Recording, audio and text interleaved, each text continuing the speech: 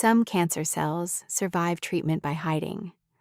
Stress hormones flip them into a dormant, untouchable state, and later, they wake up and return. Scientists at ETH Zurich built a switch to stop that.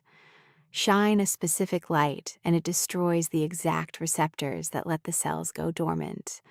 Light on, hideout gone. Why it matters?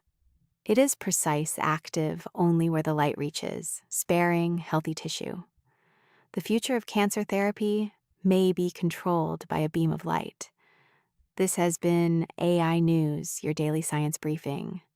Follow at AI Dispatch Daily so you don't miss tomorrow's.